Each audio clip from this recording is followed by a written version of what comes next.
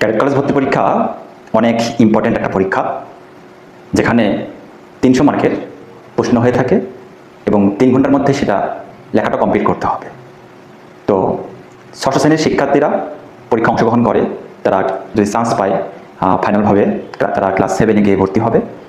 তাদের জন্য কিন্তু এই বয়সে 300 মার্কের পরীক্ষা 3 ঘন্টায় একটু কম্পিটিটিভ। এই জন্য এসপিএফ ক্যাডেট একাডেমি রাজশাহীর এক্সাম ব্যাচ চলমান। আপনার বাচ্চা কিন্তু হঠাৎ 300 মার্কের পরীক্ষা 3 ঘন্টায় লিখে শেষ করতে পারবে না।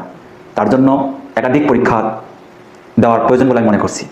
একাধিক পরীক্ষা দেওয়ার ফলে তার কিন্তু একটা সময় বিষয়ে খুবই জ্ঞান আসবে যে আমাকে কোন সময়ের মধ্যে কোন বিষয়টা লেখা শেষ করতে হবে।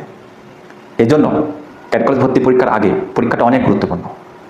তাই এসপিএফ ক্যাডেট একাডেমি রাজশাহী একদম ক্যাডেট কলেজ ভর্তি পরীক্ষার আদলে আমরা পরীক্ষা নিয়ে থাকি, যাতে করে ফাইনাল ক্যাডেট কলেজ ভর্তি পরীক্ষা যখন সে অংশগ্রহণ করবে, পরীক্ষা দিবে, তখন তাকে এই বিষয়ে ঝামেলা পাতে হবে না। অনেক সময় বাচ্চা অনেক কিছু জানে কিন্তু সে লিখতে পারে না, কারণ সে সময় বিষয়ে সচেতন না। অনেক বিষয় সে পারে কিন্তু দেখতে পারতেছে না, কারণ তার হাতে সময় নেই।